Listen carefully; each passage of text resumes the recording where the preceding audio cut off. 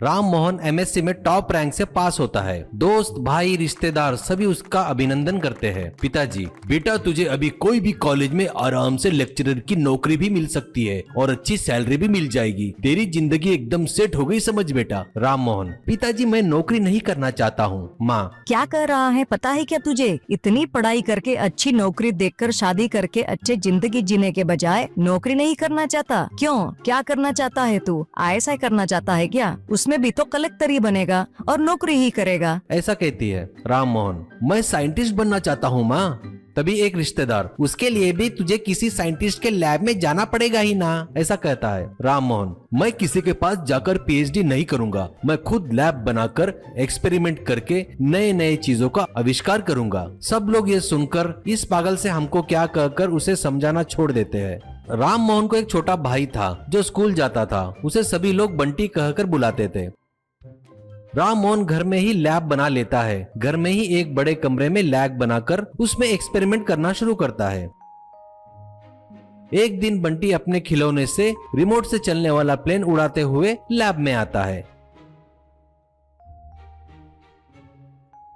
भैया देखो मेरा प्लेन कैसे मस्त उड़ रहा है ना। अपनी कार भी ऐसी उड़ी ना तो मैं स्कूल बराबर 10 मिनट में पहुंच जाऊंगा। इस ठंडी में जल्दी उठना पड़ रहा है भैया। ऐसा हुआ तो थोड़ी देर में और सो सकता हूँ। अभी तो माँ से परेशान हूँ, रोज सुबह 6 बजे से उठाना चालू कर देती है, उठ उठ करके। ऐसा कहते हुए रिमोट विमान को नीचे उतारता है। अब राम मोहन उस खिलौने विमान को हाथ में लेकर सोचने लगता है, मैं भी अपनी कार को उड़ने वाली कार अपने छोटे भाई के लिए बनाए तो कैसा रहेगा। अब राम मोहन एक उड़ने वाली कार बनाकर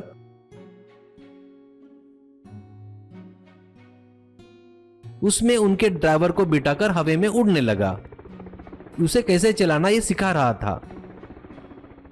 तभी माँ बंटी को स्कूल के ड्रेस में बाहर लाती है और अपने ड्राइवर को आवाज देती है, बहादुर, बहादुर कहाँ हो? तभी बंटी ऊपर देखता है और कहता है, मम्मी बहादुर ऊपर है, कार में राउंड मार रहा है। ये देख खुश होकर बंटी तालियां बजाता है। तभी माँ भी आश्चर्य से सिर ऊपर करके देखती है। तभी कार आराम से नीचे उतरती है।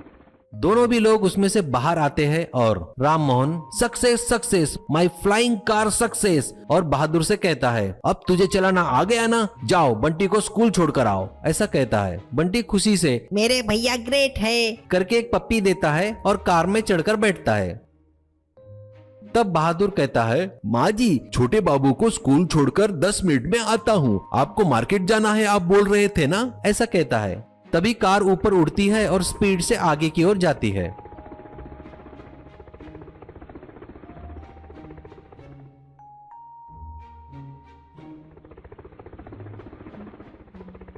कभी कभी राम मोहन अपने फ्लाइंग कार में उड़ते हुए घूमता है तो नीचे जाने वाले लोग उसे सिर उठाकर आश्चर्य से देखते थे।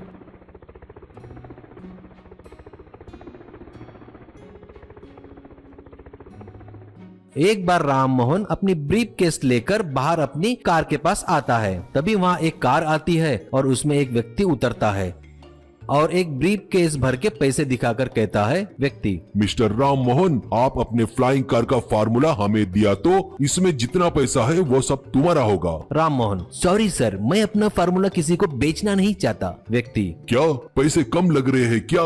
ऐसा बोल के ताली बजाता है। तभी और एक व्यक्ति कार से उतरता है और एक ब्रीफकेस उसे लाके देता है। वो भी खोलकर दिखाकर, इसमें करोड़ रुपए है, फार्मूला देकर ये भी ले लो। राम मोहन, देखिए मैं एक कार कंपनी के MD से बात करके अपने शहर में रात दिन टैक्सी चलाकर जीने वाले टैक्सी ड्राइवरों के लिए एक सरप्राइज देना चाहता हूँ, इसलिए मैंने एक एग्रीमेंट पर साइन किया है, इसलिए मैं आपको ये फार्मूला बेच नहीं सकता। सॉरी कहकर अपनी कार में चढ़कर ऊपर उड़ता है और आगे चला जाता है। नीचे जो लोग आए थे वो सोचते हैं, कैसे भी करके इसको डरा धमका के वो फार्मूला हमें लेना होगा। भैया भैया आज मेरे स्कूल का एनिवर्सरी डे है, मुझे फिजिक्स में, चेस में, रनिंग रेस में प्राइज मिला है। मम्मी किसी कारण वहाँ नहीं आ सकती, आप तो आइए ना मेरे साथ में। ठीक है कहकर बंटी को लेकर फ्लाइंग कार में स्कूल जाता है। फंक्शन होने के बाद घर आता है।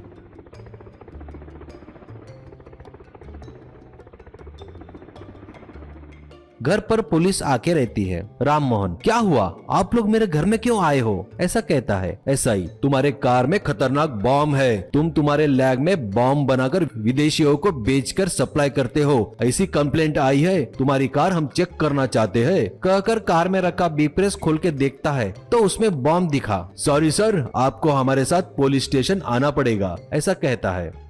अब राम मोहन पुलिस स्टेशन जाकर एसआई को सब कुछ बताता है कि कैसे उसे पैसे का लालच दिखाकर फार्मूला के लिए आए थे और उसने उन्हें फार्मूला नहीं दिया। सारी बातें बताता है और वो बंटी के स्कूल में फंक्शन गया था, तभी शायद उन लोगों ने बॉम्ब से भरा ब्रीफकेस मेरी कार में रखा होगा, ऐसा बताता है एसआई। ठीक है, आपकी बताई सो बात मैं मानता हूँ। तुम्हारे घर पे लगा सीसीटीवी फुटेज देखकर हम उन्हें पकड़ेंगे, आप जाइए। और इसके 6 महीने बाद उस सिटी में फ्लाइंग टैक्सी चलने लगी। लोग भी अपना काम समय पे करने लगे। उस टैक्सी की बदौलत कम समय में यहाँ से वहाँ आने जाने लगे।